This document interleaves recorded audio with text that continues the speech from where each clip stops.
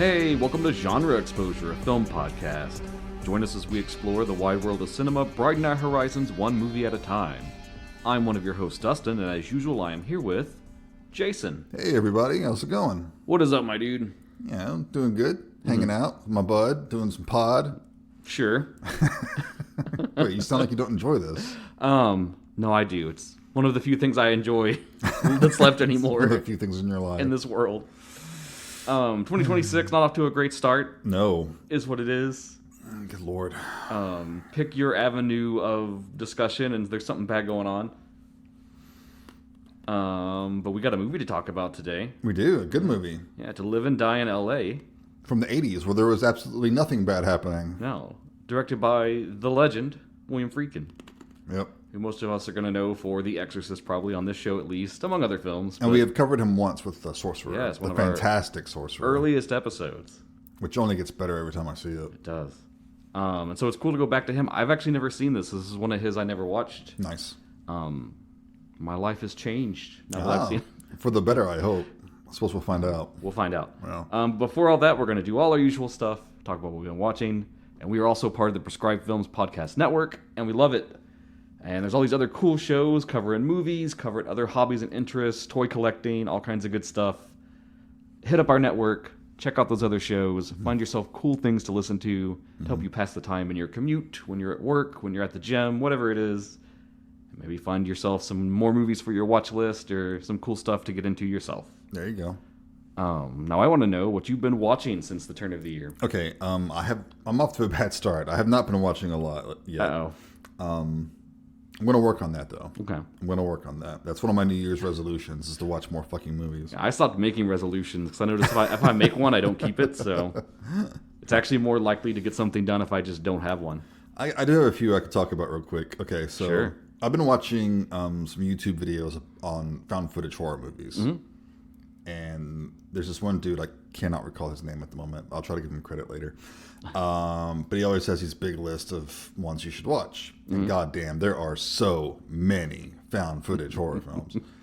But there was one that I remember coming out, and I also question whether or not this is found footage because it uses a lot of stuff that's not found footage when it's made. But do you remember a movie that came out in 2014 called Into the Storm? Into the Storm. Not ringing a bell, no. Basically, it's about these these storm chasers. Okay. It's like Twister. Yes, exactly.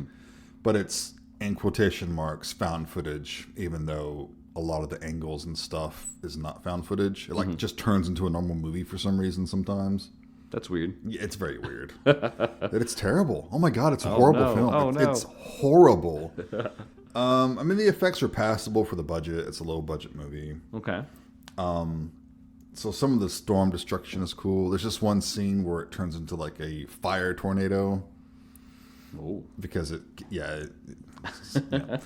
this dude gets like swept up in it. That was cool. It needed more of that. It needed to be more of like a Final Destination. Okay. But it's PG-13. You know, it has no balls. There's no bite. It's so generic. It's just generic.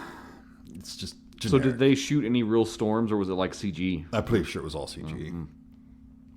Yeah, I cannot. Come on, man, risk your life. Yeah, seriously, what the hell? I must be amused. You got to risk your life for it. No, I just can't. I cannot recommend this one. So avoid that one. I think most people have forgotten about it. I never heard of it to start. Right, exactly. It's better off forgotten. So anyway, don't watch that. Stay away from it. Okay. The only person of note it has in it is Sarah Wayne Collis, who was in The Walking Dead. Okay. I don't know how much of that you watched.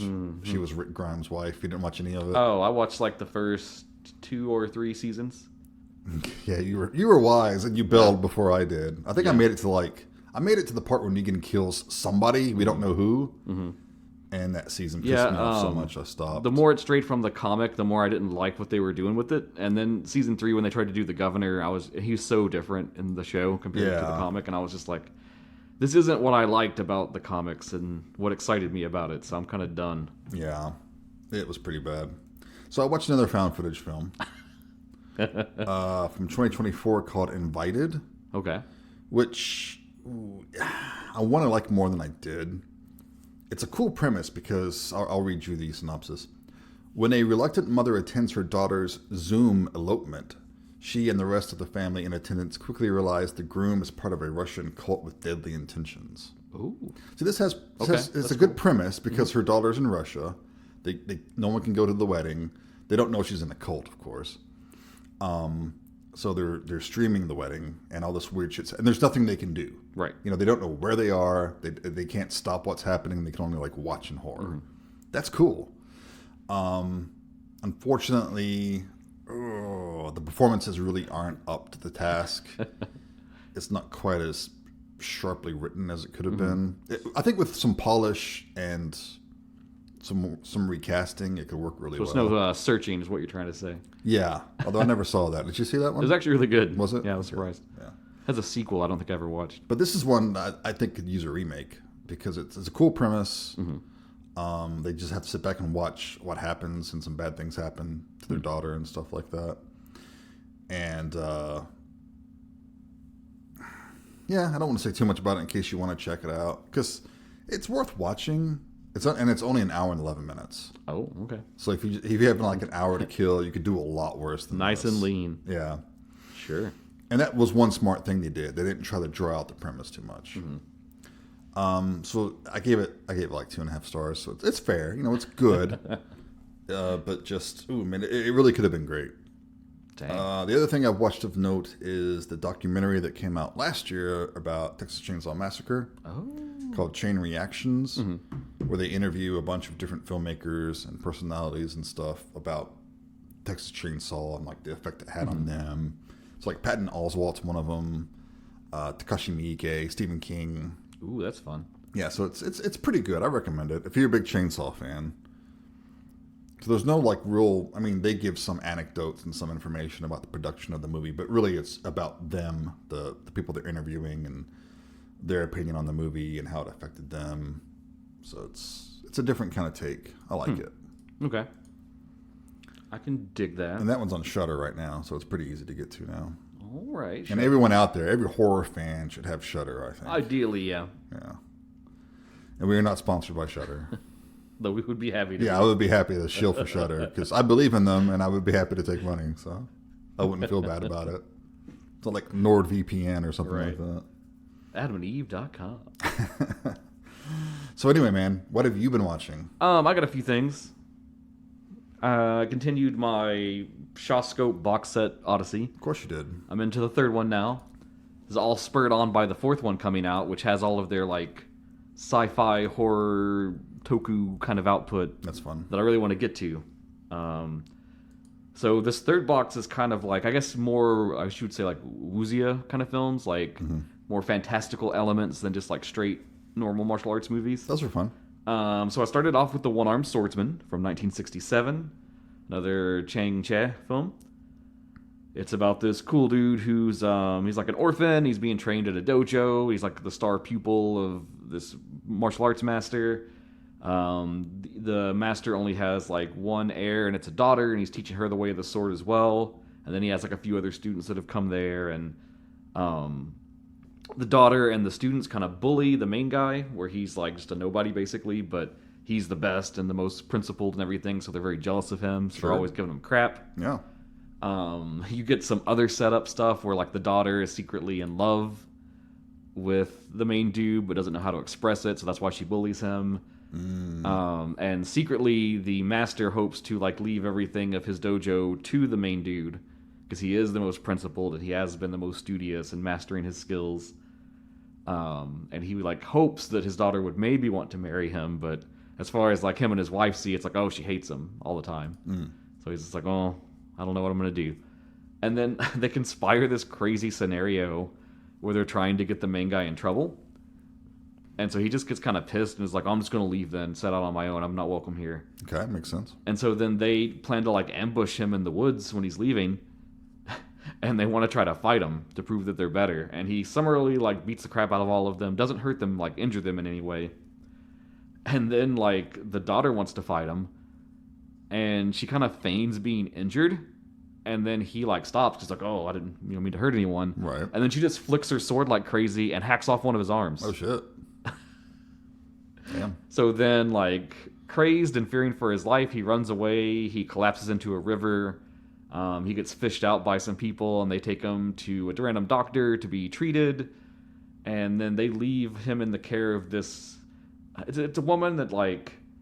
Her and her mother, I guess, had, like, fled from somewhere else and, like, taken up in, like, a little, like, farmhouse shack kind of place. And she just lives there by herself, like a quiet, simple life kind of thing. Mm-hmm. And so she, like, nurses him back to health. They fall in love. He thinks, oh, I'm this one-armed person. I have no value now. I can't do anything. And she kind of helps rehabilitate him and get him back to a normal life. And it's very sweet, and they fall in love. And he's just like, I'm just going to be a simple farmer with you. I reject the martial arts world. And then meanwhile, the master is just mortified that his daughter and pupils have removed the arm from his star student and then ran him off. Yeah. But they can't find him. They search around, and they just kind of resign themselves to like, we just got to go on then, I guess. And they're all devastated. And then meanwhile, there's some other, like, typical of these films kind of side plots where there's, like, another master, and he wants everything that the other one has, and is trying to undermine them and defeat them, and they've been practicing a secret technique to beat their sword style. There's always some secret technique. All that good stuff. And then meanwhile, our main dude, he is, like, living that whole quiet farmer life, but he misses doing martial arts and stuff, and there's a part where, like, two of the cronies of the evil master are sweeping through, and they notice the chick he's staying with, and they kind of be like, hey, baby, what are you doing out here all alone? And he tries to defend her, and then they're like, what's this one-armed guy? And then they just beat the crap out of him. So he's feeling pretty low, feeling pretty down, and he's like, I suck, I'm worthless, you don't need to be with me. And so the chick very reluctantly reveals, like, her whole backstory, and it's this thing where it's like her father used to be a great martial arts master, and his drive in that world eventually got him killed. And so that was why her mom and her fled to the countryside. And she has, like, I guess it was like the scroll of all his techniques. And the mother had tried to burn it, but she salvaged like a little bit of it from the fire. And so she gives it to him, and she's like, he did a lot of stuff that was like these one-armed techniques. So maybe you can learn them, and then, at least feel good that you can kind of do some things. There's quite a few swords you just need one hand for. Yeah. Was he like a two-handed specialist? Did he have like, what was it? It was just like a general one-handed sword style. Was it his good hand? It was his good hand that was cut off, yeah. All right, so that was then you got to relearn everything. The big problem. It's like Jaime Lannister in Game of Thrones. Exactly. I didn't see that far, but sure. So he masters these techniques. He gets really good. He learns how to fight again and be all awesome and badass. And then he starts to learn the sword techniques in there, but it's for like a sword that's shorter than the one he used to fight with. So part of his backstory, the reason he was brought in by that master originally, is that his father was also a martial arts dude, and he was like a bodyguard for the master and gave his life. This is convoluted. It is convoluted, but it's really cool. And so then that's like why he's like, I'm going to take your son and raise him up, and I'll honor your memory. And so the main dude has this sword that was his father's that it broke during that final battle when he died.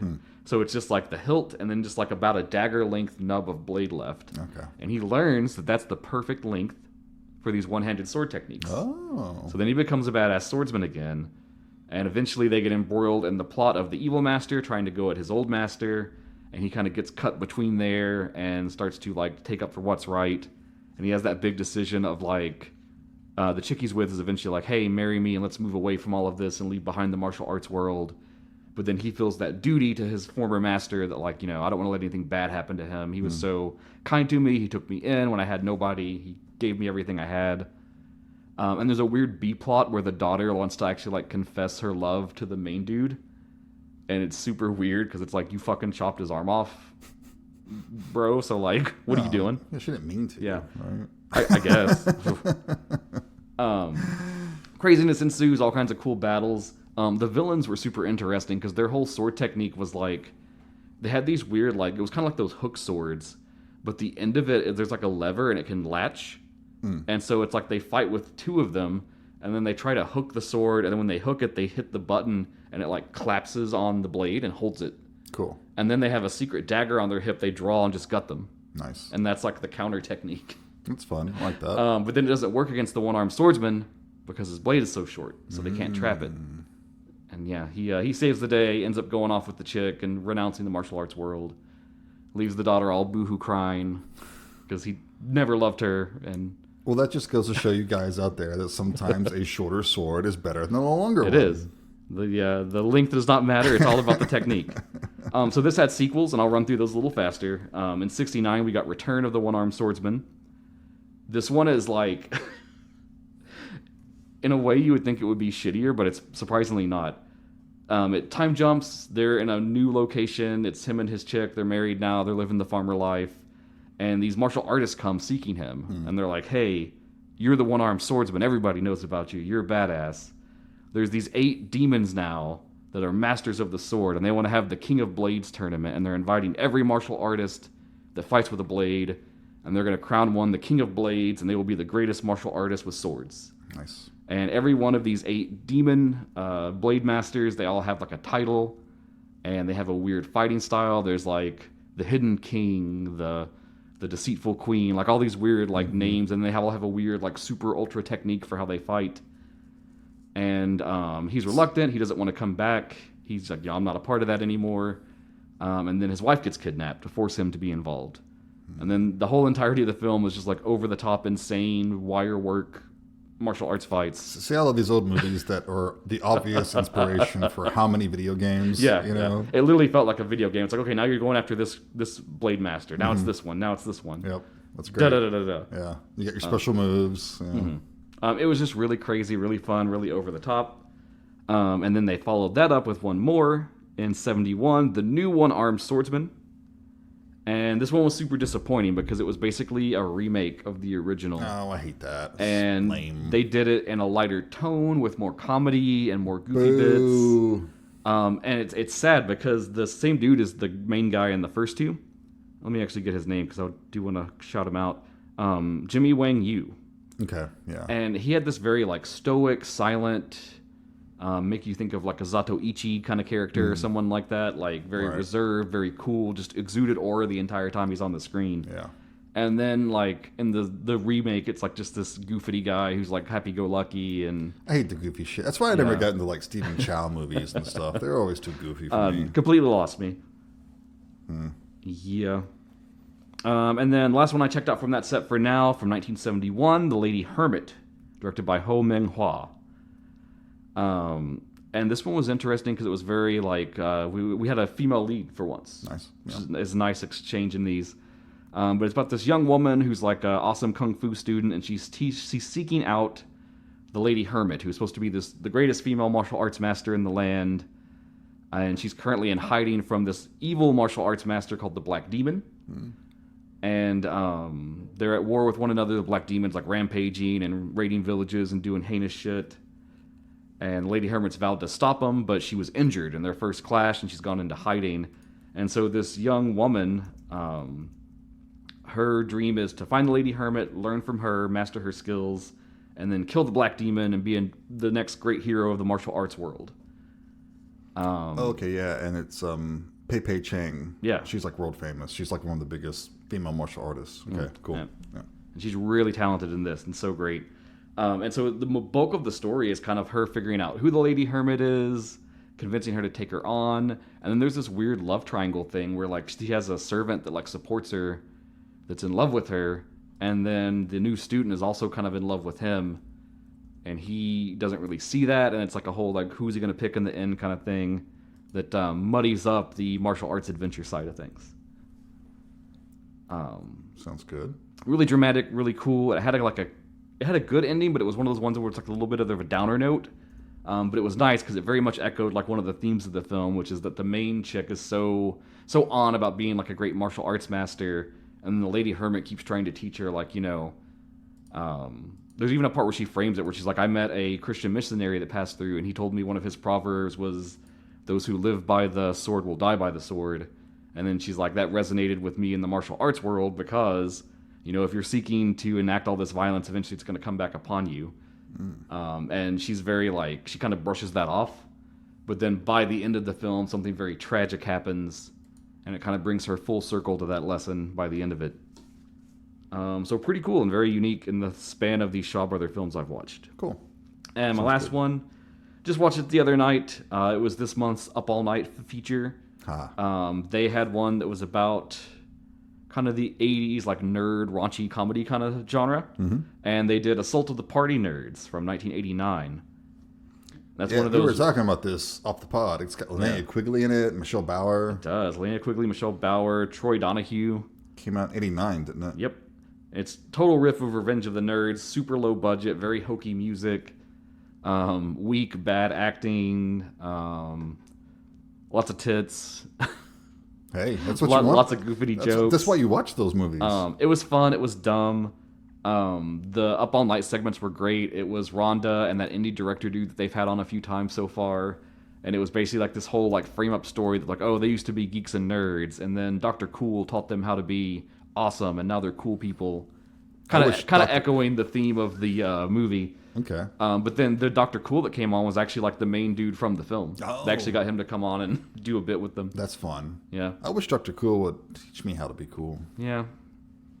I don't think there's any hope for us. No, it's way past. But it's great. It's fun. It's a little problematic if we talk about it in modern terms. There's a lot of making jokes at the expense of people being homosexual that feels a little bad these days, and that sounds like the 80s. there's a little bit of kind of some pervy, creepy stuff they get up to that it's supposed to be funny, but then you're kind of like, ooh, Kind of non-consensual type stuff. yeah, going on. it's not so funny now, and but it's got that heart.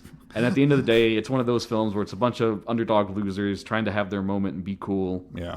Because the core of the plan is they're all about to graduate. There's no one left in their little like crappy fraternity for nerds. And they try this con to get a bunch of money to throw the most ultimate college house party and make themselves cool and remembered forever before they graduate. Well, I hope they were successful. They were. And it was awesome.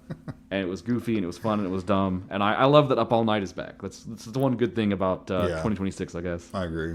I'm glad it's back. Again, that's on the Kings of Horror YouTube. You can follow their socials and stuff. They announce them well in advance. Looks like we're going to keep this once a month rate, which is cool. Excellent. And they're all on their channel, too, if you want to watch after the fact. If you're behind, you want to catch up. Sweet. I guess that brings us to our movie. Yeah, man. Let's talk about this one. This is one that's been on my list for a while.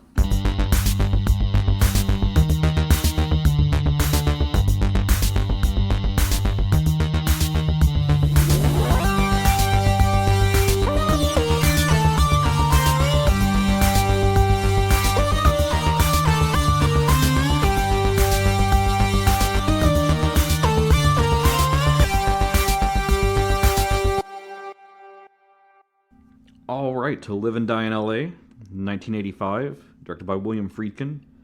I've got the synopsis right here. Go for it.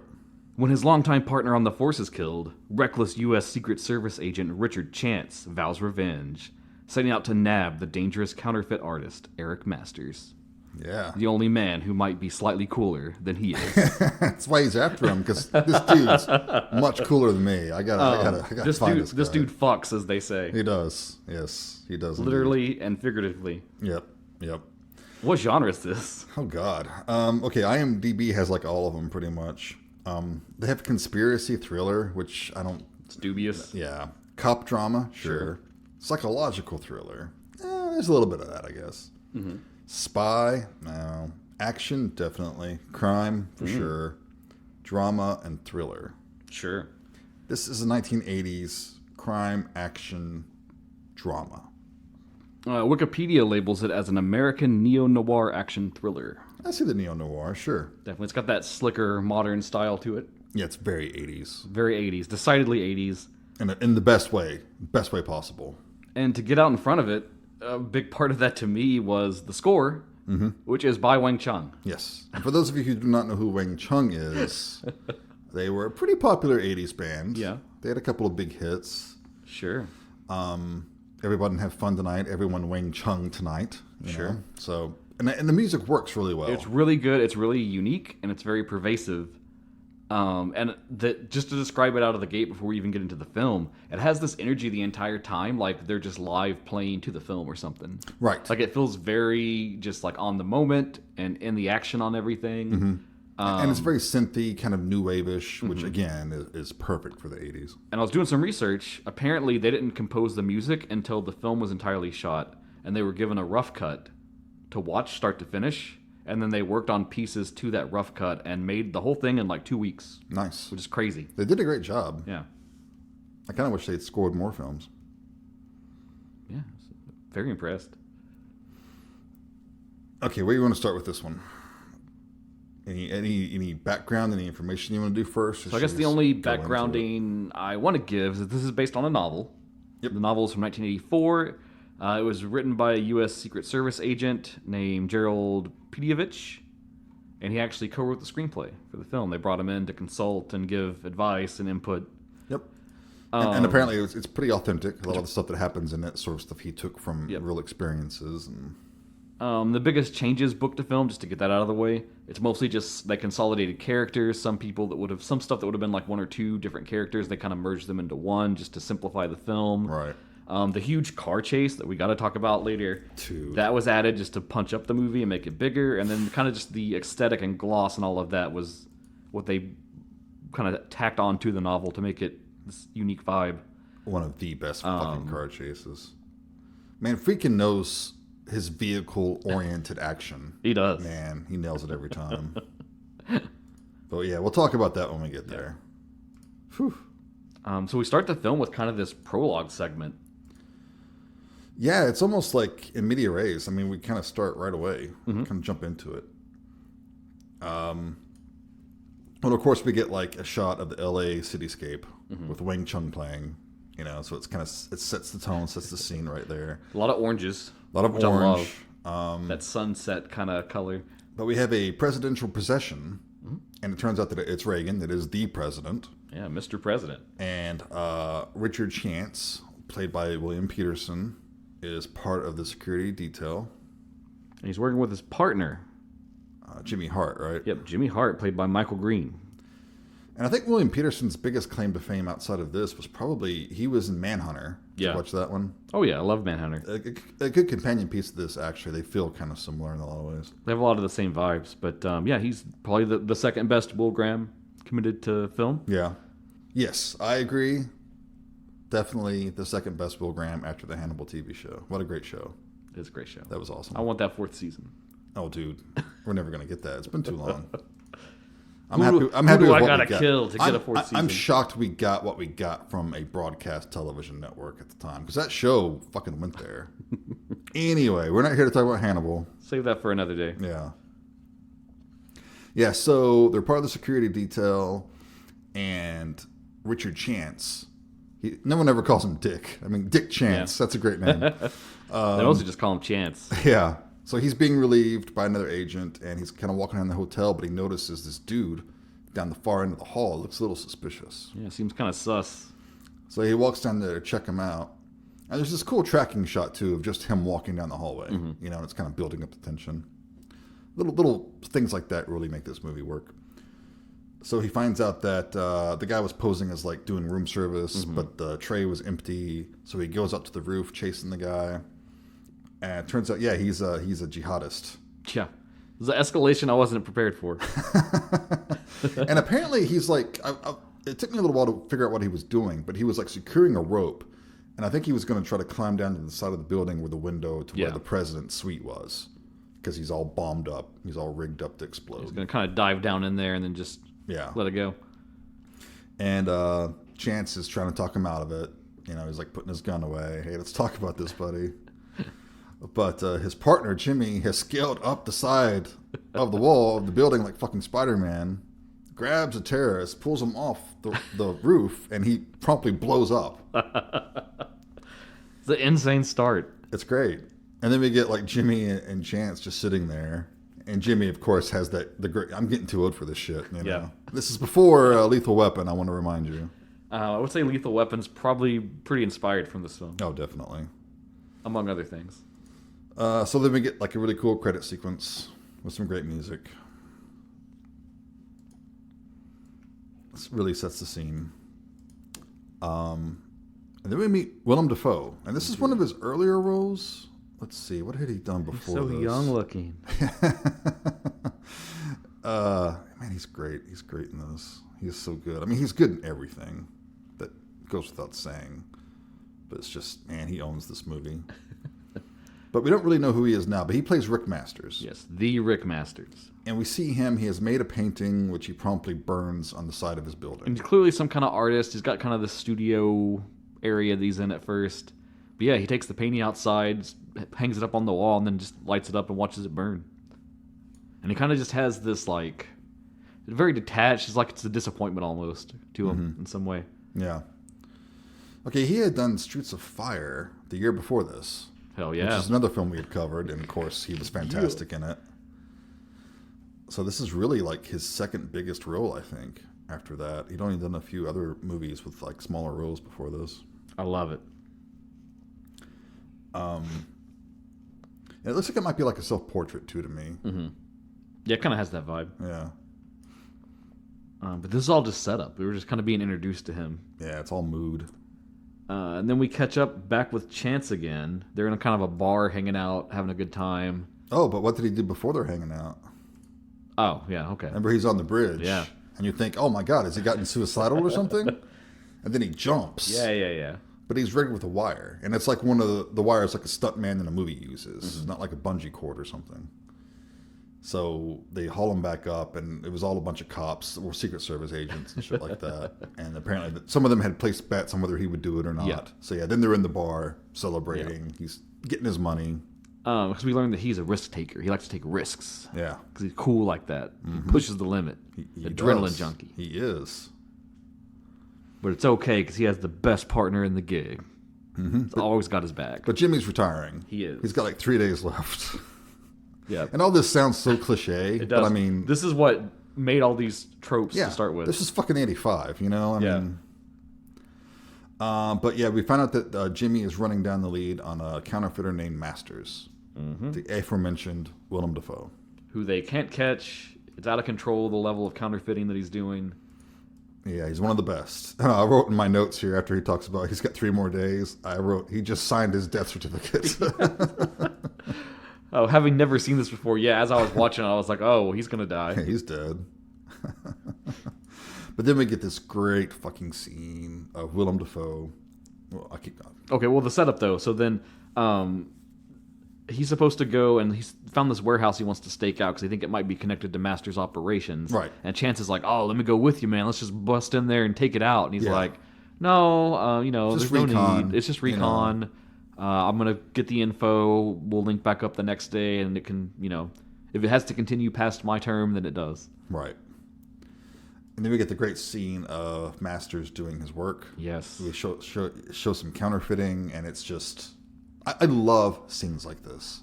I love a scene where the director just lets it play out. He lets you understand what's happening without dialogue. There's not even any music. Oh, yeah. We just show him. He goes apart. He goes around. He makes the prints of the money and prints them out, and then actually paints it. And it's fucking amazing. There's no music. He's like touching up the plates and printing fake bills. It made me think of another film we've covered, Blowout. The really intricate scenes of him editing and stuff. That's a good comparison. Yeah. I love that shit. I eat that shit up all fucking day. It's probably why I like Vince Gilligan shows so much, like Breaking Bad. Oh, there were always those scenes of characters just the process doing something. Yeah. And then when the music does kick in this scene, it makes it even more badass. Mm-hmm. But he's like laundering the money, getting it to look worn. He puts poker chips in there to make it look more used. It's beat up, and it's not just perfect, pristine bills. They apparently actually made counterfeit bills for this shoot. They apparently had hired an actual counterfeiter. Yep. And a lot of these scenes, it's actually him doing it. When you don't see Defoe's face, it's the actual counterfeiter. Which is insane. This is how it would have been done back then. And apparently, they didn't... the story is that they didn't actually account for all the counterfeit bills, so some of the crew took off with it. And I think one of the effects guys, his kid, got busted using it to buy candy in the store. Which is just a testament to their devotion to the quality of this. Yeah. But he puts the garbage bag of money in the dumpster and drives off. Yep. Job well done. Yep. But later, we see Jimmy doing his thing. He's surveying the place. He's looking around. He climbs in a dumpster and finds the bag. But this was all a ruse because Rick knows that they're onto him. He was hiding out, watching him. And then one of his henchmen, his name's Jack. I think we find out later, right? Yeah, Jack. He comes out with a fucking shotgun. And Jimmy hears him and is going to draw his piece, but he's too late. gets shot, falls out of the dumpster, and Rick comes out and is like, you stupid son of a bitch. And then his goon just shoots him right in the freaking head. Yeah. And bam, that's it for Jimmy. No chance. Speaking of chance, he and the other cops arrive on the scene. The place has been cleaned out. Everything's gone. Yep. None of the supplies, none of the money. Everything's gone. Yeah. Except they do find Jimmy in a dumpster. Yeah. So, needless to say, Chance is pissed. He's viciously upset, and he vows and swears revenge upon Masters. Yep. No matter what it takes. That's right. So then we get Chance at his beachside house. And his soon-to-be partner comes to visit. Yeah. His partner's name's John Vukovich. John Vukovich. Played by John Pankow. Who apparently was a buddy of William Peterson, who he brought on to audition for Friedkin.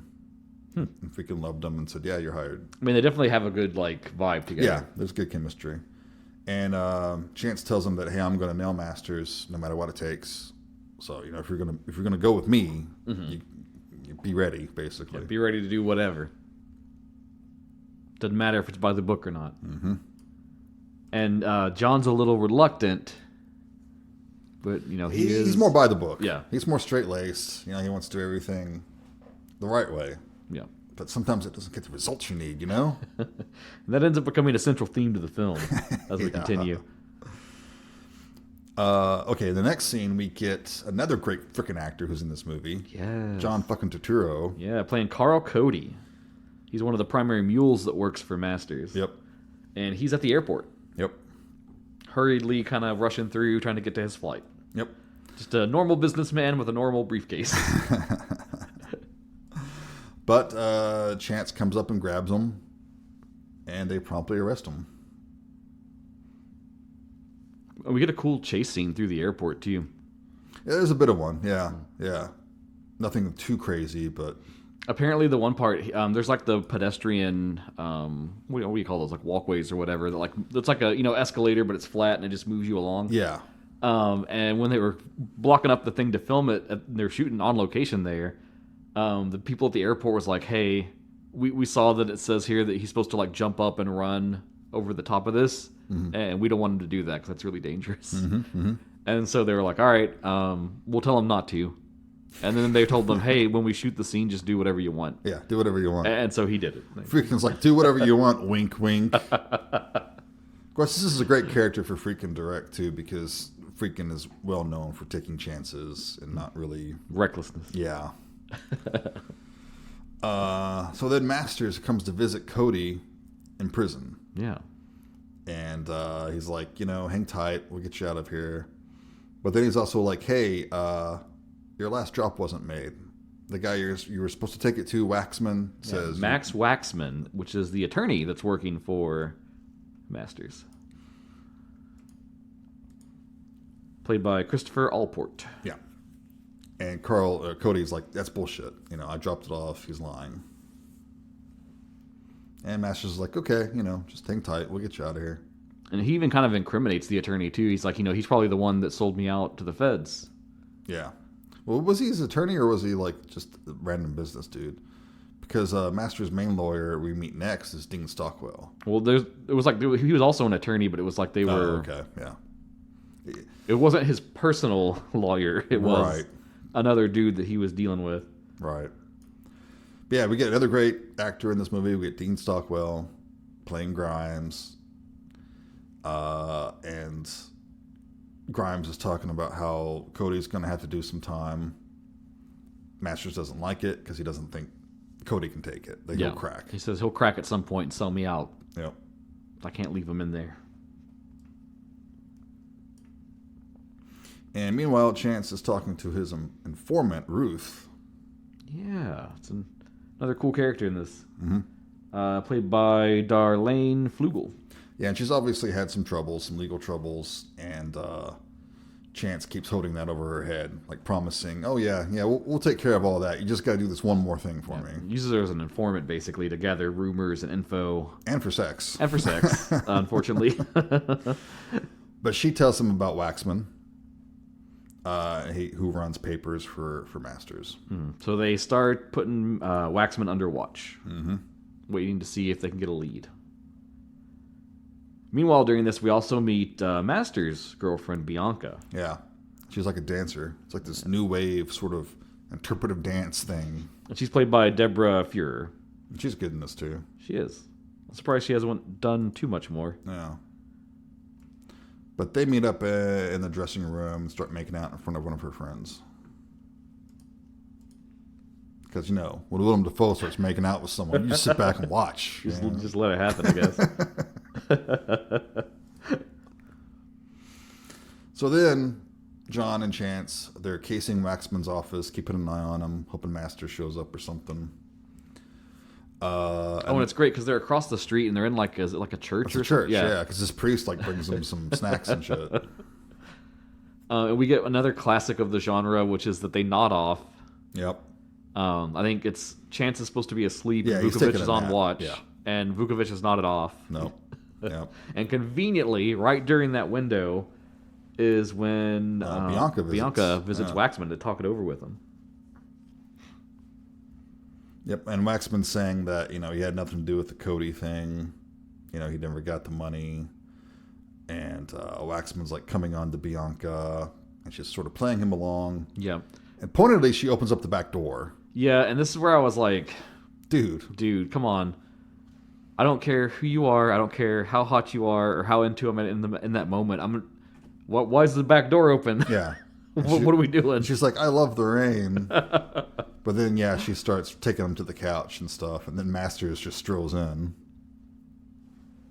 He's like, you took my money and now you're taking my girl. Yep. He's demanding his $600,000 and says, hey, shithead, your house is under surveillance. And he's making him get the money out of the safe. But Waxman clocks him with this statuette. But then Masters just straight up shoots him in the dick, really. Yeah. And then he finishes him off after criticizing his artistic taste. He doesn't like the statuette that he was hit with. No. What his exact quote is, "Your taste is in your ass." Yeah. And then he shoots him.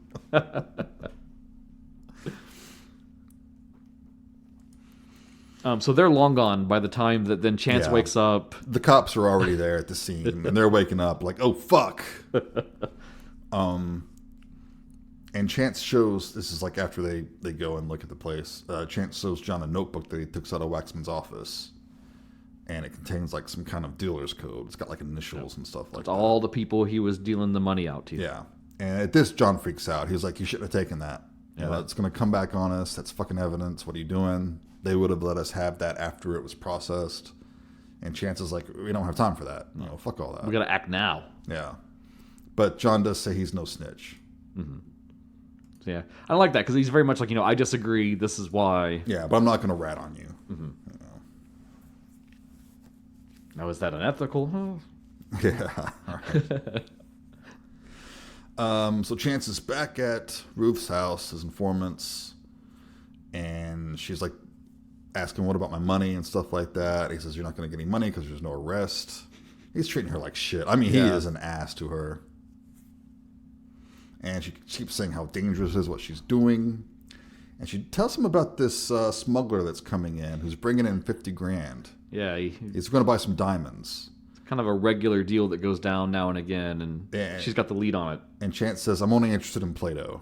I don't care about that. I'm only after counterfeit stuff here. Yeah. He's like, He's like, that's cool, but whatever, it's irrelevant to me. Yeah, and he threatens her with having her parole revoked if she doesn't step up and give him shit he can use. He's a rough guy. He is. He really is. Meanwhile, Vukovic is working a different angle, trying to find another way they can get at Masters. And so he goes back to see that attorney, Bob Grimes. And he kind of sells him on it's up for Masters. We're eventually going to get him. It's an inevitable thing. All you can do now is kind of decide how you want to fall when this all drops. Yeah.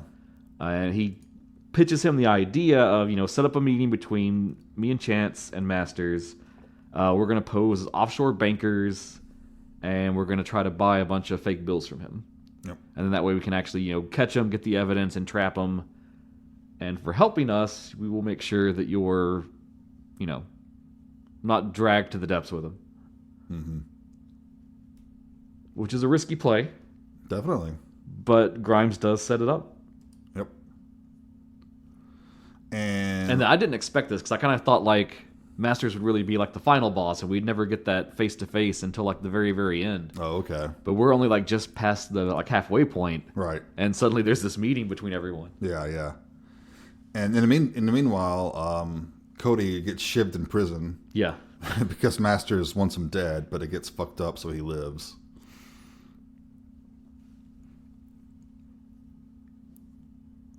And in the meantime, Cody gets him out of prison. Says he's going to testify, but he messes that up because Cody has this ruse where he says, hey, let's go. I got to go see my daughter at the hospital. Yep. And Chance falls for it. And Cody kicks his ass and runs off and escapes. Yeah, that was kind of Chance's path that he had to go forward. And so with that being a dead end now, first he gets super berated by the chief for losing a person like that. And he vows that he'll get Cody back. He says, it's just going to take me some time to track him down. Yeah. And so instead they go forward with Vukovic's plan of this entrapment thing. Right. And it's wild because they go to meet Masters at like the gym that he regularly is at. Yeah. It's great because while he's meeting with them, they're posing as like business people from Palm Springs. Yep. And while he's talking to them, he has Bianca go out and check their car. Yeah. And she finds evidence that, kind of supports their story for the most part. It seems on the level. But yeah, there's this scene where they're all just working out. They're changing in the locker room, and they're in the sauna, and they're talking about business. Mm-hmm. Chit-chatting. And Masters is like, I need $50K up front. Oh, No, $30K. $30K up front, or nothing. Which is exuberant, and they call him on that, and he's like, yeah, but that's how I know if you're legit or not. Yeah, it's like, if you have the money, great. If you don't, then you're not for real. He's like, it's that simple. I'm an easy man to find. You know where I'm at. Yeah, I'm not someone you have to track down, or I'm not secretive. You could have walked in here anytime you wanted. Either you're legit, you got the money, we can deal, or you don't, and we don't have a deal. Yep. So then Chase remembers, oh, hey, the dude that Ruth told me about. Well, no, because there's a catalyst for it all. Because then he goes back to his boss, and he's like, yeah. There's no way they're going to give him that money. They're like, hey, we got Masters. It's all a done deal. We just need $30K to set it up. Yeah. And they're like, okay, well, your budget is $10K. We can't do a dime more. Yeah. And he's like, no, this is it. If we have the money, we've got him. It's over, period. And they're like, no way. And he brings up again, you lost Cody. Like, you want us to give you more money? No, ain't going to happen. So yeah, then Chase gets the idea. Hey, he tells John, I know this guy is coming in. He's going to have $50K on him. It's dirty money. Yeah, we rob the fucker, take his money, use it to pay Masters. And John is, of course, reluctant because it's like, what the hell are you talking about? That's insane. Yeah. And he even has this line where it's like, he tells Chase, why don't you just go fucking blow Masters' brains out? It's what you want. Yeah. Like, why do you need all this setup to do it? You could just walk back into that gym and gun him down. But Chase then goes to the strip club where Ruth works, and he's like getting more details about the story, confirming it, making sure it sounds right to him. He's like, hey, that diamond thing. Yeah. I care now. Hey, tell me a bit more about this. Which the club is crazy. It's like a circle-shaped, like strip club kind of thing, and it's like green neon lights. And, yeah. And there's like this antechamber where you come in, and she has to like buzz people in and stuff. Yeah. So. Looks like a pretty respectful place. Check that place out sometime. So the guy who's coming with the money, his name's Thomas Ling. Mm-hmm. And he gets to the airport. Of course, Chase is there waiting, or Chance is waiting there for him. And there's this funny part where he has him paged. Yeah. So he goes to the office and he gets a note. And the note just says, hello, asshole. And then Chance comes up behind him, with a gun, put it in his back, starts escorting him out of the building. And it's a tense moment, too, because the last time you saw him with Vukovic, he still wasn't on board. And he's like, look, you don't have to do anything dangerous. I just want you to drive the car.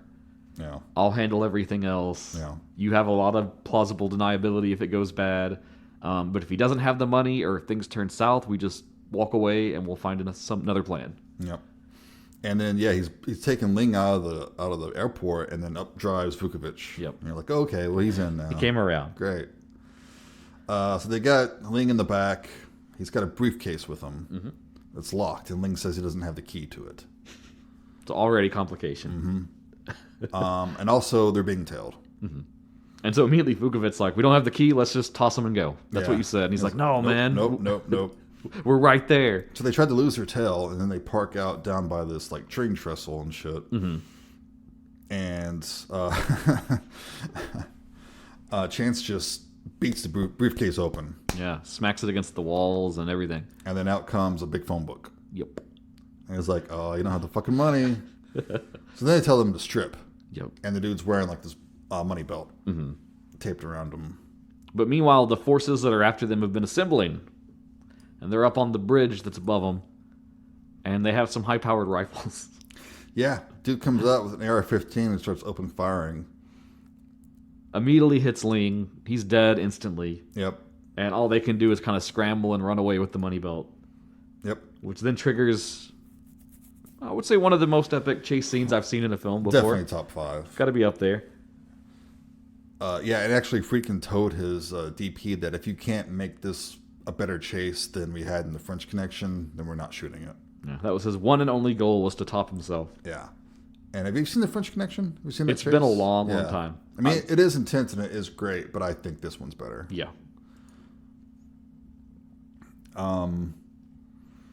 Yeah, it's just, oh god, it's so good. So they're driving through like crowded warehouse area where people are like loading and unloading shit, trying to get through them. The guy's chasing them. They're like pointing guns at people. Say, get the fuck out of the way, you know? And John's in the back of the car, and he's freaking out. He's like hyperventilating and shit. Yeah, it's gone too far for him. And they're trying to lose their tail, and they just drive right in front of this train and down into an aqueduct. And the car that's chasing them loses them, and then they're kind of like celebrating. They're like, yeah, fuck it, yeah, we did it, yeah. But then their back windshield gets blown out by a gunshot. And literally, like, it's inches from going through John's head. Yeah. Like, it just narrowly misses him. And now they got 2 people on their tail. 2 cars chasing them. And they're like, what the fuck is going on? Yeah, like, who is this guy? Who was he connected to? Yeah.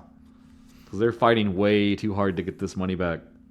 Then there's guys coming in front of them, and they're like, yeah, something is wrong here. And they're just driving like crazy to try to get away from them. And this is the point when it settled into me that, like, this film is a huge inspiration for the Grand Theft Auto video game series. Oh, yeah, you think so? So many of the plot points and the elements, like this whole like aqueduct part, there's literally a mission in one of the games that is like this scene. Right. As a mission you play through. But then everything too, like the counterfeiters, the cops trying to like go beyond the law to get something done, like all these tropes. And I was just like, man, this is such a influential film. And I bet that the scene in Grand Theft Auto probably takes place at the 6th Street Bridge where this does. That's the famous viaduct where so many movies have taken place. Did you recognize the viaduct from anything in particular? Oh, isn't it in Streets of Fire?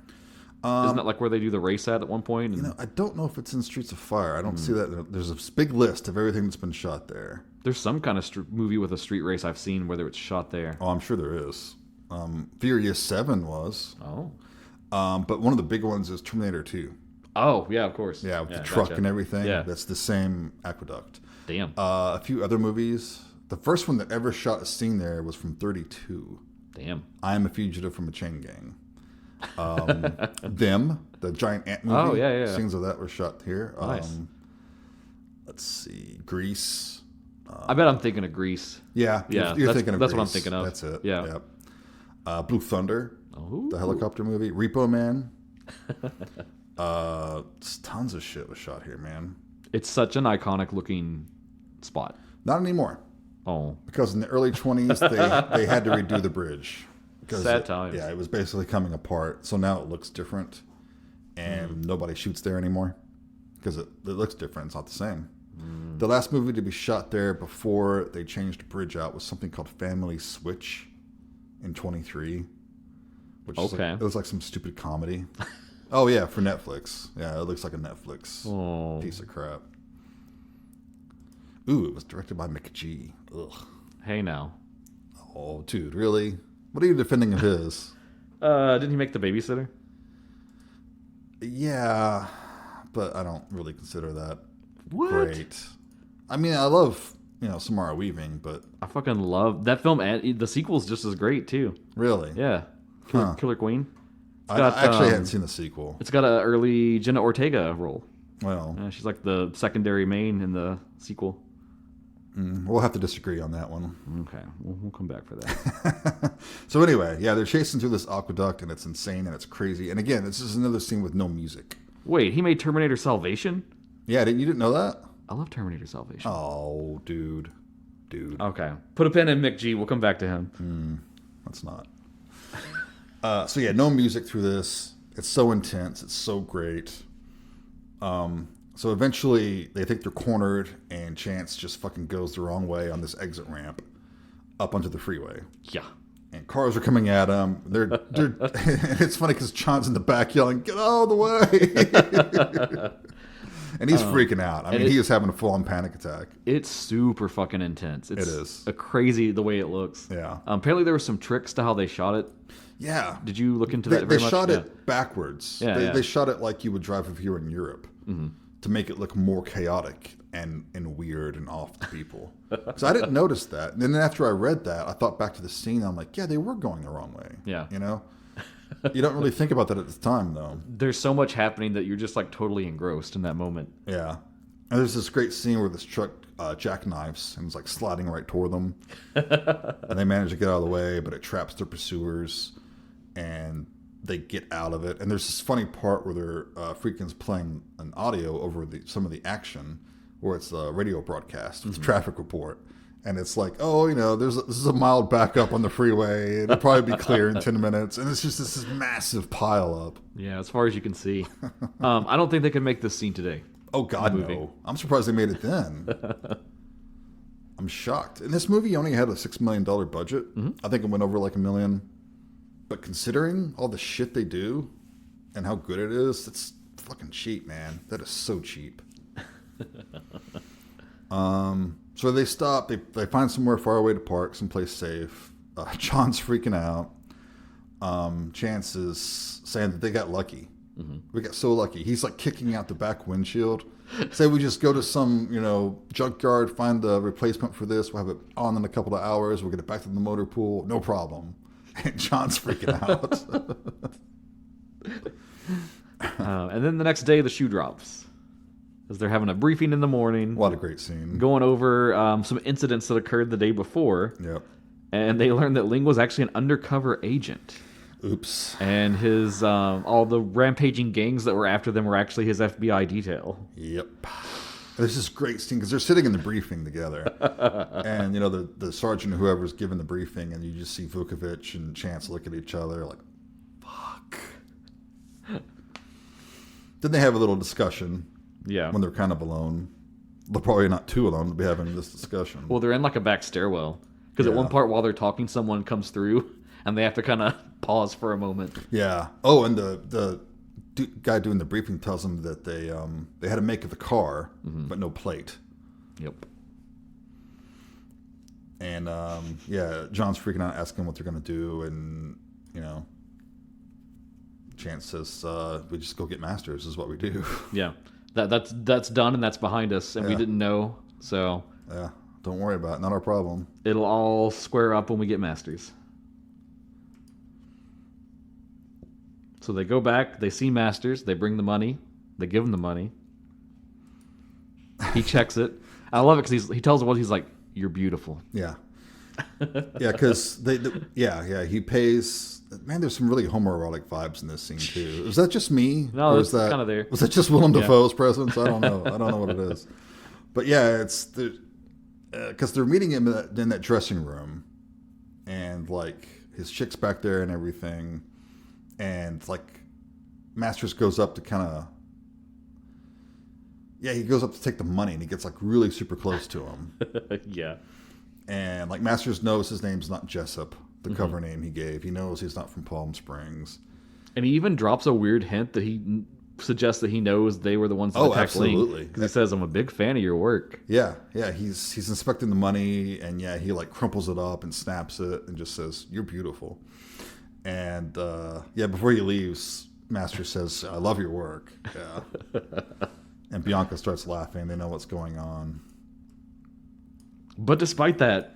And you might be thinking, okay, Yeah. does Masters think that, are they feds or are they just crooks? Mm-hmm.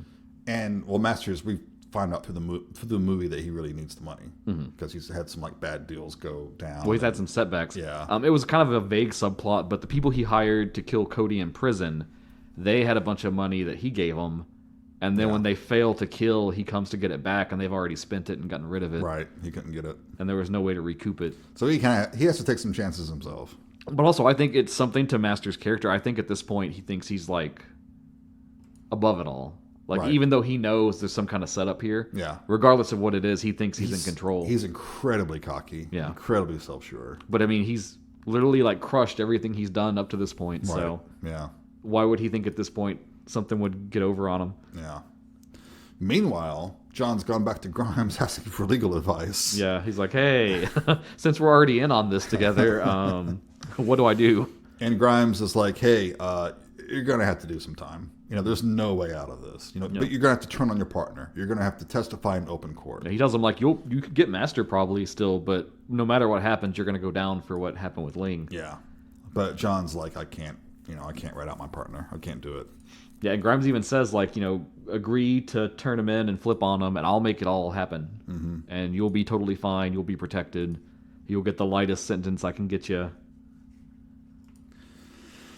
Yep. He won't do it. He tells him no, and he's like, well, think about it and get back to me. He's no rat. Change your mind. Meanwhile, Chance has managed to run down Cody. Now, I love the shot, because he's hanging out. Cody's hanging out with his girlfriend, right, in her apartment. And Cody busts in. He's been watching. And Cody's down the hall. And Chance comes in, and he's got his girl held at gunpoint, making her be quiet. Yeah, this is a cool scene. And it's this cool shot where they're separated by a wall. Yeah. And Cody doesn't know what's going on. He knows something's up. He doesn't know who's there. So he's like slowly approaching with his gun and shit. You know, it's real tense. They're just kind of like waiting on each other.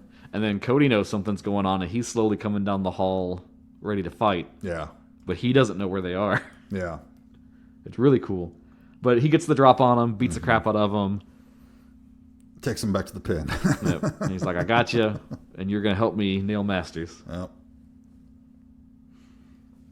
So John's trying to get a hold of Chance, and he calls a number he's got, and it's Ruth's number. Yeah. So he kind of hooks. He at least talks to Ruth a little bit. This will be important later. Realizes who she is, Yeah. and he's wanting to talk to Chance because he's breaking at this point. He's like, I can't keep quiet about it. I feel so guilty. It's killing me. Yeah. I can't keep doing this He with says you. we gotta turn ourselves in, and then Chance tells him, "Hey, we're on with Masters tonight, so let's fucking do it." Mm-hmm. And it's kind of just like, let me get Masters, and then we can do whatever you we'll want. Work this out, yeah. So Chance and John go to meet Masters back at the gym after hours. And Masters got his loyal servant Jack with him. Jack's with him, and Jack's trying to pat down Chance and shit, and Chance is like balking at this and everything, and Masters is like, "It's okay, it's fine, don't worry about it. He's good, he's good." And Chance says he wants to see the funny money before giving Masters the rest of the payment. And Masters gives him a key to one of the lockers, and the money's in there. And Chance is checking it out. And Masters is like, "It's okay." And he says, "You're beautiful." And then a bunch of stuff happens all at once. Yeah, Chance and John have some guns concealed in the briefcase they brought with the money. And he, puts the bead on Masters, holds the gun at him, and says, "Hey, you're under arrest, asshole." I gotcha. I finally gotcha. Yep. And Chance is telling Masters that this is for Jimmy Hart. And he's got him up against the wall, like frisking him and shit. But then, because they're ready for all this, they're set up. Jack grabs a fucking shotgun from one of the lockers. And like that, Chance's head is just blown to pieces. Yeah, it's like 2 seconds. It just all pops off. Bam, he's fucking dead on the ground. Yep. Masters and Jack. Well, and then Dustin Chance also shoots Jack. Yeah. He gets shot. And then Dustin stood up and said, "Yo, what the fuck?" Because I did not expect this at all. Yeah, isn't that great? Yeah. I love that. I mean, it makes sense narratively. Yeah. Because he's pushing way too far. But this, this doesn't happen. The hero doesn't die near the end of the movie before it's even wrapped up. He's motherfucking Chance, man. He's fucking badass. He can get everything done. Nope. And he buys it in the same way that Jimmy did, by the same guy, too. Yep. Yeah. Vukovich is stunned for a moment. Yeah. He just doesn't even know how to react to Yeah, what's happened. he's like, what do I do? What do I do now? I need you. What do I do? Meanwhile, Masters scrambles and gets out of there. He's beating feet. John finally realizes, I got to go after him. And this gets us to a scene that we skipped over because it's very slight, but when Vukovich is doing the legwork and trying to get leads to go after Masters, he actually finds this warehouse that Masters owns. And it looks like it's maybe like an artist loft or that kind of deal. Yeah. But he pokes around. He tries to get in there. He can't get in. It's locked. He's got no warrant. He can't go in. So yeah. So he just kind of leaves that as like, okay, I found this, but whatever. Yeah. So when he's trying to run him down, he's like, oh, I bet he went there. Right. I bet that's his like new safe house. Yeah. There's actually a pretty funny scene when they get that information too that we skipped because they're shaking down a couple of suspects running after them. Yeah. And the guy's running from... Why are you running? Yeah, right. Why are you chasing me? Why are you running? Because you're chasing me. It's good stuff. But yeah, he goes back to that warehouse and... finds it engulfed in flames. Yeah, Masters is there. He's burning his equipment, burning the money. Yeah, all his counterfeiting gear is inside there. It's all aflame. Yeah. John comes in, he's got his gun leveled at Masters, and Masters says, why didn't you take the deal that Grimes offered? So he knew the whole fucking time. The entire time Grimes was still in with him. Yeah, and Masters knew the entire time that they were cops. It's like it was just a fun game for him that he could pull one over on the police. Right. And they have a scuffle, a little bit of a fight. Masters knocks down John, and he's like dumping all the shredded paper on him. Yeah. He's about to fucking burn him. And you're like, wait, is he about to get away with this? Yeah, really. But then Vukovich wakes up in time and shoots John, who gets fucking engulfed in flames. Yeah. Nice fire stunt here. And he fucking dies, burns up with his warehouse. And Vukovich is like, you can tell he's breaking in this moment, because after he shoots, he's still holding the gun and he's just clicking it. Yeah. No more shells left, and he's just still trying to shoot him more. Yeah. And later on, we get a scene... little coda, because Grimes is back at Master's house, and they're, like, moving shit out and stuff. And he's reviewing some of the tapes that they've made, like their sex tapes. Yeah. And he tells Bianca, you might want to take this with you. It's very personal. And he talks about how they can't find any paintings that they're looking for that he knew that Masters had done. And it's like, it's worth a fortune now. He's like, I know he had a bunch, and they're worth so much. I would love to have one. And they're like, oh, we don't know where they are. Bianca's like, can't help you. And then we see her taking off with her now girlfriend, Serena. Mm-hmm. I'm sure she's got those paintings. And they're in Master's car. Yeah, they're in Master's car. And they're off to have a good time. So then... we pick back up with Ruth. John goes back to Ruth's place. She has got some nice threads on. She's packing up all of her stuff. She's going to get out of L.A. She tells him she's leaving the city, yep. And because she still has $20K with her. Because Masters only needed the 30. So that was kind of his deal, is give us the 30 to get Masters and you can keep the 20. Yeah. And John's like, nope, that belongs to the government and they want it back. And notably, he looks different now. He's dressing a little... oh, he's dressing like Chance. Yeah, he's got like a leather jacket. He's wearing the shades. Yeah. And he accuses Ruth of knowing that Ling was an FBI agent. And that she did that to set Chance up. Yeah. And says, you're not going anywhere. You're working for me now. Yep. Same deal that you had with Chance, but you're working with me. Yep. Bam, the end. Then she kind of has this flashback of like the times that he's like had sex with her, all the way he treated her. Yeah. And we get this shot of like what she used to see out the window of like Chance driving up in his vehicle to come and see her. Good stuff. The end. More Wang Chung credit sequence. Everybody Wang Chung. Crazy film, man. Yeah. So good, too. Yeah. That's good stuff. There's bajillions of notes we could have for this. I have pulled just my favorites to not... yeah, we hit a few already. We've hit a few already. Let me run through and see anything I missed. Well, we mentioned the budget, and so Friedkin didn't have anything for movie stars. Right. Which I think is a big benefit to this movie. Because then you find new talent. Gave Willem Dafoe a bigger break. Apparently, Friedkin had got his start in Chicago, so he knew Peterson from working around there. Yeah. And he immediately thought of him for the role of Chance, offered it to him. He loved it. Again, like you said, Peterson brought in John Pankow to be Vukovich. Apparently, they just had them run one scene, and then immediately he was like, yep, you're hired. Yeah. Get in here.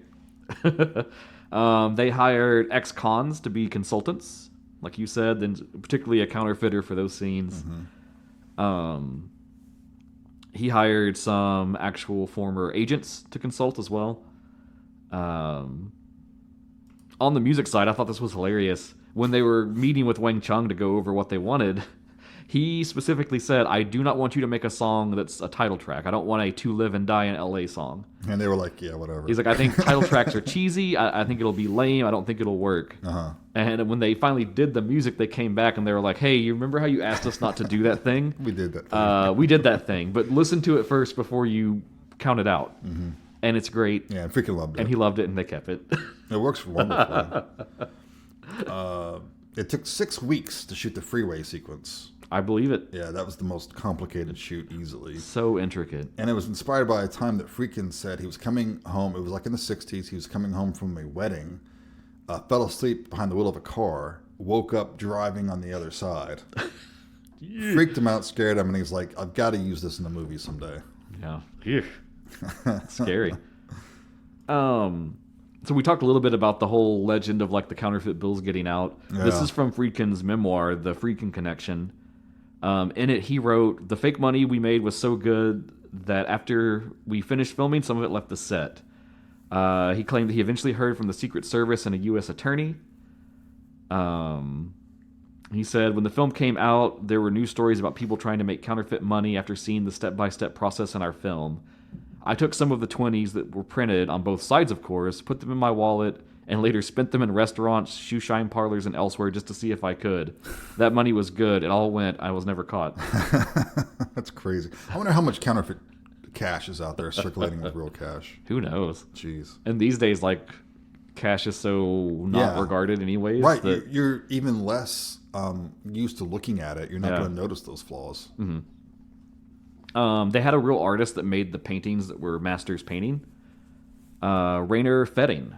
He was a young German modern expressionist. Of course he was German. He'd sold a lot in Europe and New York.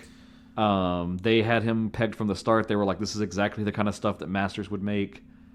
Defoe even like came to his studio and watched him paint and got like mannerisms of how he acted. That's cool. Apparently the canvas they burned at the start of the film, it would have sold for a lot of money had they not burned it for the film. I love that, though. I love that they actually fucking burned a real painting. But then to top it off, the surveillance scene when they're at that church, the priest that comes in and offers them some drinks and stuff, that is Fetting playing the priest. Yeah. They wanted to give him a role in the film because he had been so helpful. Yeah, he did have a German accent, didn't he? Yeah. So fun little throw in. So that shocking, almost the ending when Chance buys it. Yeah. The MGM execs did not like that. Oh, of course. It doesn't test well in the focus groups. Yeah. So they asked Friedkin to reshoot it. He did shoot a different ending. And apparently it's like a special edition on the special edition disc. You can find it. Yes, but it's debuted on the DVD release, and then they've kind of carried it forward. So in the alternate ending, the one that wasn't even planned to be, in it at all, so it's not even like really an alternate. But so Chance and John both survive, but they get their balls busted by their superiors, and then they're shipped off to fucking Alaska or something. And they're sitting back, like, watching news broadcasts of their boss getting all the credit for bringing in Masters and shit. Terrible ending. Terrible ending. It would have ruined the film. Terrible. We would not be talking about it right now. Yeah. And he never intended to use it and wasn't going to. It was really like a thing, like a gimme to the producers. And then they were like, oh, we can convince him after the fact. And then he was like, no. Yeah. Not I'm really freaking motherfucker. You're not going to make me do anything. We got cool cars in this film. Got to talk about some of those. Yeah. Master's car, which is fucking amazing looking, is a 1984 Ferrari 308 GTS QV. It's the same car, though it was red in the other instance, that was used in the last seasons of Magnum PI. Okay. There were about 1,250 that were made. And by comparison, if you did like kind of modern pricing, a good condition one of these would go for like $50,000. Wow. All right. And then the car in the highway chase that Chance uses is a 1985 Chevy Impala F41. It was rented directly from the LAPD. So, I drove an right Impala. online. I drove an Impala for a couple of days as a loner. that car had some fucking power, man. It was nice. A lot of the other service cars were rented from other California law enforcement agencies, the Orange County Sheriff's Office, California Highway Patrol. A lot of them were actually ex-police cruisers that they were just happy to loan out. Nice. For production. One bit of trivia I have on a sadder note is that the bridge that Chance bungee jumps off, well, it isn't bungee jump, base jumps off of from the opening is the Vincent Thomas Bridge. And that is the same bridge that director Tony Scott jumped from, committing suicide in 2012. That's sad. It is sad. It's very sad. Oh, cinematography, because all this is gorgeous the entire time, by the way. Yeah. Primarily all done by Robbie Mueller. However, he declined to shoot the car chase. He had never shot such a scene. It was so elaborate. Yeah. It was completely out of his wheelhouse. And he was just like, I'm not comfortable at all trying to do this. So for that part, the second unit cameraman stepped up, Robert D. Yeoman. He really did step up. Boy, did he step up. Man, that's an amazing sequence. Easily one of the best car chases ever put to film. So, like before, I talked about Friedkin and his car-oriented action. So you got the French Connection and all the truck action and Sorcerer, which is tense as fuck. God, it's not about speed, but the tension. That bridge scene. Ooh. Oh, I recently watched... Have you ever seen The Corridor Crew on YouTube? They break down special effects and stuff. They recently did one about the bridge scene. Oh, wow. With the truck and talked about it. And they were freaking out over how good it looked and how amazing it was. That's another, like, stand-up out-of-your-seat moment. Oh, God, yeah. More fun little references they threw in. When they're at that bar and they're settling up the bets about the bridge jump, he urges everyone to pay up. And they focus on one person in particular, and that's actually Gerald Pedovich, who was the guy who wrote the book. Right. So they squeezed him in there, too, as an extra. Right, yeah. They had some extra stuff they filmed that wasn't kept in the movie, besides that alternate ending. They had a little bit more exploring Vukovich's background. Apparently, he was supposed to have an ex-wife that he was estranged from, and like kind of mid to late part of the film, once things are getting out of hand, there was a scene where he goes and tries to reconnect with her. Yeah. Kind of gets some like grounding in his life, and it doesn't go well. I'm not sure that was needed. No. So that's probably a good scene that was cut. Let's see. We talked about the surprise death. Oh, there's a Hollywood legend about this film that I thought was funny. There's a legend that Michael Mann sued Friedkin for plagiarism. Said he accused Friedkin of stealing the entire concept of Miami Vice, and that this film was just a theatrical version of Miami Vice, basically. Yeah. He lost. And of that whole thing, Friedkin said, Michael Mann and I have been good friends for 30 years. Nothing like that has ever happened. Yeah. Completely a rumor. Right. Yeah, I'm inclined to believe Friedkin on that. I'm sure you can find actual court documents that such a thing happened. I mean, it is very Miami Vice-y. It is. They have that same energy. And again, if I just keep making references because it made me think of Grand Theft Auto. That also pulled heavily from Miami Vice. Right. So Yeah. It's just that wheelhouse of like that energy. It's that 80s aesthetic. Yeah. So what are you going to do? In 2015, there was plans to do a TV series readaptation. It was going to be for the WGN America network. Ooh. It never made it to production. And in 2021, WGN was converted to just a news channel. And the project vanished into obscurity. Maybe for the best. Friedkin claimed that this was the easiest film he ever made. Despite all the plans and crazy stuff, everything they tried, it just went right and went smooth. Easier than Sorcerer? Crazy.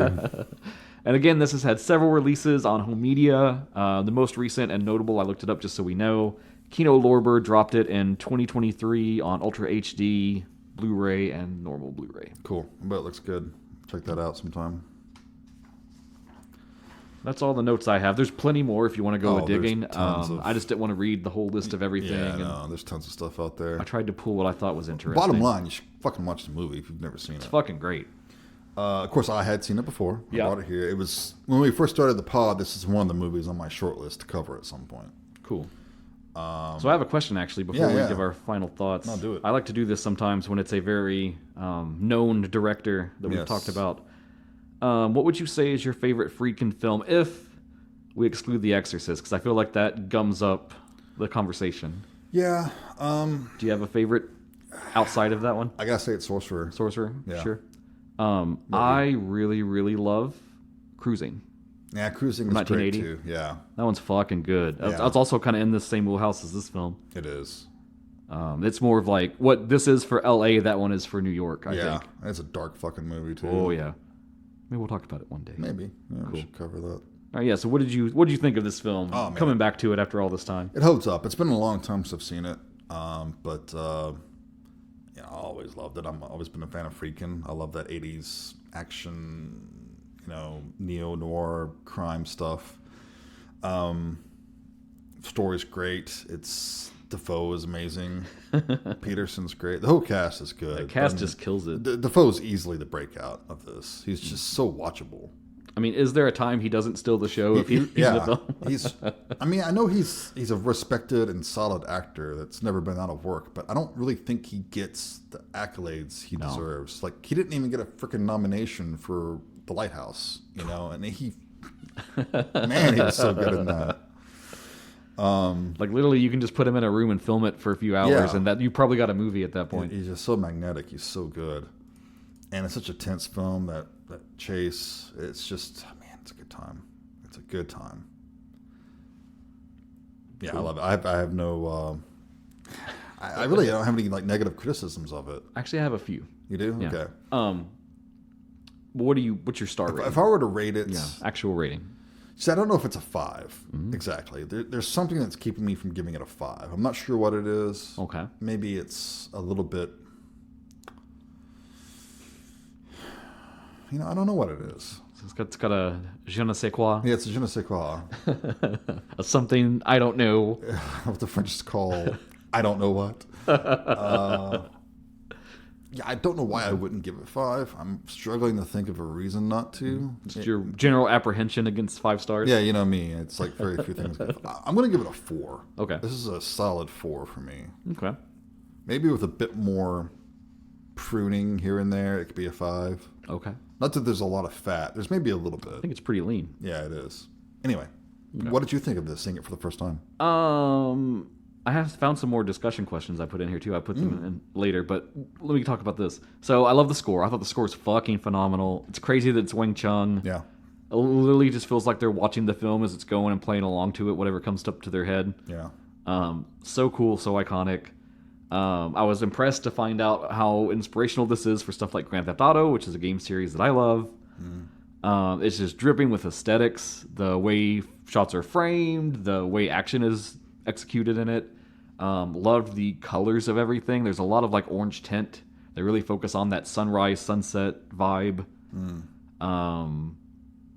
Just crazy. The ending, totally unexpected. Would have never thought it would happen. It's such a great twist moment. And I think it's a cool, sometimes films do a thing and it's like a weird... There's some symbology there, and you don't know if it's intentional or not, but it stands out to you. So, I thought about this with the ending, right? Chance gets shot in the forehead at the end with a shotgun and dies, the exact same way that his partner is killed at the start. At the end of the film, Masters is burned to death, consumed by fire, the same way that our first scene with him, he's immolating one of his paintings and burning it. Right, which may be a self-portrait, not sure. Which may be a self-portrait, we're not sure. And I like that element of the film that, some things are never really explained. They never really discuss or talk about why he burns his paintings. When you go looking online, there's a very popular fan theory that, he's counterfeiting paintings. And so he's burning the originals so that there's no original to value anymore. But nothing tells us that's what it is. And almost to me, I think it's something simpler than that. I think it's just, before everything, he is an artist. And his work matters to him. And if he's not happy with his work, he burns it. He doesn't need it. He has no use for it. It's time to just let it go. Right. And I think that's the same way. His whole counterfeiting operation, that was art to him. Well. And that was why he was the best. That's why he pulled one over on everybody. And then, despite it all, they fucking caught him. And they tore down his little empire. And so that had to burn, just like everything else. Nice. I like that reading. And I think that's also why he questions Vukovich, because he thought he was in so much control of the situation that, of course, Vukovich will flip on Chance. He'll sell him out. I'll get away. I'll keep going. That was the plan. That was what was supposed to happen. And that's why he just has that defeated, why didn't you take the deal? Yeah, right. It didn't go according to plan. Yeah, everything went sideways at that point for him. But I do have some little hang-ups with the film that I think are odd. I wouldn't say they, make it a crappier film to me, but it's just, it's questions that I'm like, I don't know.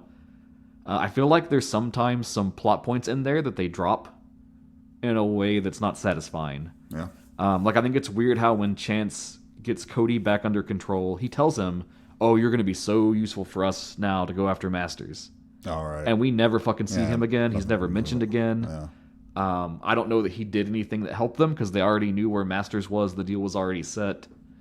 There was nothing else to be added to what was going on. I guess the only thing maybe would be like to testify in court just to help, strengthen their case. That's something I can really think of maybe. Sure. And then while the chase scene is amazing, very iconic, Fucking A. when you start to think about it, the logic of it, it's a little weird. Like, all of those FBI agents, and they didn't know it all, and at no point did anyone ever try to clear up the miscommunication, or like, it's just weird because when you watch it play out, it's very much like, oh, here's all these different like gang people coming after him. Right. They all want the money, and then to find out after the fact that was all federal agents. Well, I mean, it was all FBI agents, right? Right. They didn't know that Chance and Vukovich But were... it's weird because then that means that the one agent took his assault rifle and shot Ling. Well, if you're watching it because he's shooting at Chance and Vukovich, but then a car slams into theirs and it distracts him, and it's a stray shot that hits Ling. Yeah, I don't know. It just something about it doesn't quite. I feel like when you stare at it, it starts to fall apart. It's super careless, but how many government operations have been super fucking careless and got people killed? Well, today, sure. How many federal agents are super fucking careless and get people fucking killed? Yeah, I don't know. Something about this doesn't sit right with me. Yeah. But I know they needed that conceit to have the big like moral issue. And then also I think at the end, like Bianca going off with her girlfriend Serena in Master's car, I feel like that it's kind of suggesting like maybe she sold him out or betrayed him in some way. I don't know. That feels like there's more there they could have got into as well. They never really pull on. Okay. So for all those reasons, I give it a 4. Hey, well, we're right there. Yeah, we're right there together. Now, I had some questions I wanted to ask you. Let me clear something up real quick. Okay. I misspoke earlier with the McG movie. That was actually shot on the new bridge, the new aqueduct. The last one shot, apparently, before it was torn down, was actually Furious 7. Oh, okay. That's the last movie shot there. Wow. Yeah. Okay. I just wanted to clear that up so no one yells at me. Random discussions I've noticed online. So a lot of people talk about Chance's first partner, Jimmy. Yeah. And that whole scene, he goes to stake out the warehouse in the desert. He's too old for this shit. He's too old for this shit. My natural assumption was just like, he's just being a tryhard before he retires. Yeah. Try to get done all he can. Yeah. I've seen a lot of discussions online where they kind of float this idea that he was intending to take that money for himself. Yeah. It's kind of like a little retirement thing. Yeah. What do you think about that? I like that. You like that? I do. Makes it all more complex. Right. Yeah. And it just goes to show about the longer you're in the game, the more jaded you get. Sure. The more corrupted you get. Yeah, I like that. Yeah. So I think that's a cool read. I like that. It was interesting. And then how do you feel about Vukovich's turn in the film? Where him, by the end, he embraces and just becomes like Chance and even goes as far to take over Ruth and everything. Yeah. It seems a little abrupt, but after everything he's been through, and after he actually nails Masters and presumably gets all the accolades and stuff, I could see it. I like it too, and I think because that first thing with Jimmy, if we assume that Jimmy had nefarious purposes as well, and that was the inciting point, it kind of threads it all through that what you were saying, as you go so far, as you go so deep, eventually you just are jaded and torn down by what's going on. Right. It's like that old quote, you fight with monsters, you become the monster, however that goes, Cool. Yeah, I mean, it's a dark downer ending, and that's great. They live in a dark and downing world. Yeah. So. Yeah. It's great. I'm cool with it. Super fun. I'm glad you liked it. Sometimes I'm worried about the more non-horror type movies, because usually I know what you're going to dig there. But when I bring something like this, I'm never quite sure how you're going to react. Complete wild card, right? Yeah. So I'm glad you dug it. Well, speaking of complete wild cards, I'm throwing a wild one at you. Oh, shit. Because this next episode, as it were, is going to come out kind of close to Valentine's Day. Aw. Not quite on it, but a little ahead, provided there's no delays. And no delays in Valentine's Day? In our operations here. Oh, okay. At Genre Exposure HQ. But, we've used the catalyst of Valentine's Day to do some different things over the years. I've used it to talk about pink films, because, of course, we kind of dance around not doing, like, a holiday film every time. Yeah. but sometimes we do. Sure. And this time I felt compelled to, and I was running down the list of like Valentine horror films. Oh no. And there's a lot of stinkers. There's some great ones as well. Oh boy. You know? Yeah. And in the course of researching that, God, you're clenching your butthole already. I am. I noticed that there was a film that I've never seen that I should have seen. It was completely in my wheelhouse to have seen. Yeah. And yet I didn't. And you still have not seen And it. I still have not seen it. Oh, so this is going to be a blind watch. So this is a blind watch. So it's maybe not my fault. But I got a feeling the reviews don't look great for it. So, I want to go back to the early 2000s. Oh, God. One of your least favorite and one of my favorite times for slasher films. In the reign of the, I guess what I would call the teen slasher flick. Yeah. Which started in the 90s with stuff like Scream and then escalated. I Know What You Did Last Summer, Urban Legends, all that good shit, and many of their numerous imitators that over the early 2000s ran it into the ground and then destroyed that subgenre for many years. Mm-hmm. And I missed one. Just one? Well, I've probably missed several, but this is one. It's very iconic. I remember the trailers. I remember the mask. And I've never fucking seen it, and I'm so surprised. From 2001, directed by Jamie Blanks, who also directed Urban Legend, which I am quite fond of. I think we're going to check out Valentine. Oh, God. Do you remember this? I do, and I have avoided it all these years. You've never seen it either. Okay. I've never seen it. Cool. So total blind watch. If you forgot, it's about a friend group, and in high school, they bullied a kid on Valentine's Day. And as adults, on Valentine's Day, a masked killer wearing a Cupid mask begins to stalk them. And they think perhaps it's that kid seeking revenge. Oh, my God. For being spurned of their love. The only thing I have to look forward to here is David Boreanaz. That's the only thing I have to look forward to. Denise Richards. Oh, I mean, she's easy on the eyes, Sure. but she can't act her way out of a wet paper bag. Katherine Heigl. But Boreanaz, I'm a big Buffy Angel fan, so I'm always happy to see him in something. Oh, it's going to be interesting. We'll see what happens. And it's on Tubi. It's on several other platforms as well. It's easy to get at. So I don't have to pay for it. You don't have to pay for it. No money in the game for this one. Yeah. We'll see what happens. We will see what happens. Oh, I'm going to hate you for this. So yeah, tune in next time for that. It'll be fun, even if we hate it. You know how it goes around here. That's true.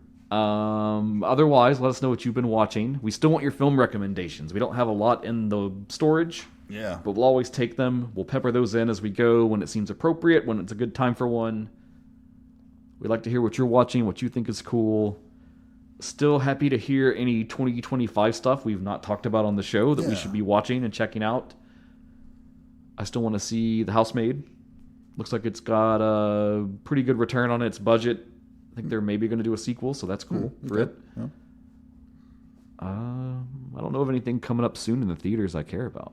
Not for a while. Not for a while. We'll see. I'm cool. I'm sure some cool things will shake out, maybe to Shudder or other places like that. Are you excited for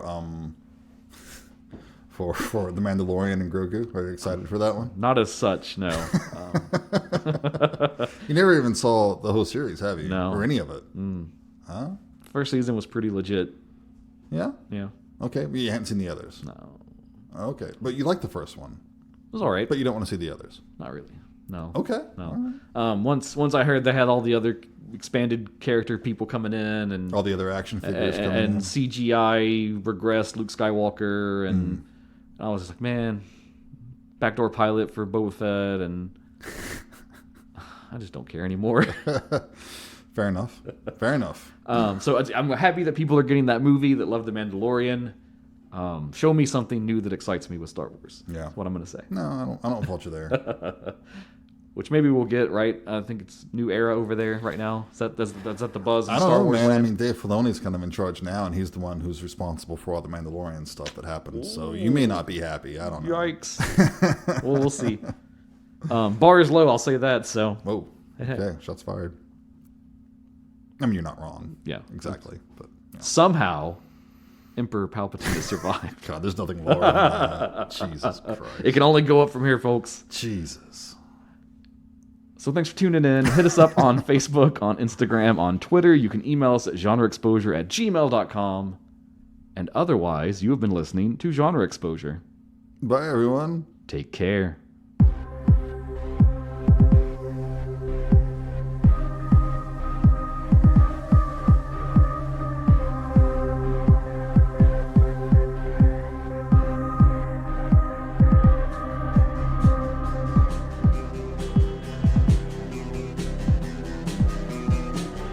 You're listening to the Prescribed Films Podcast Network, home to hundreds of hours of free podcast entertainment. The shows on this network all have a common goal, providing you with the best discussions about movies and other forms of entertainment media. The PFPN hopes to fill your earholes with audio joy. Visit our website with links to all the other amazing shows at www.thepfpn.com. Thanks for listening.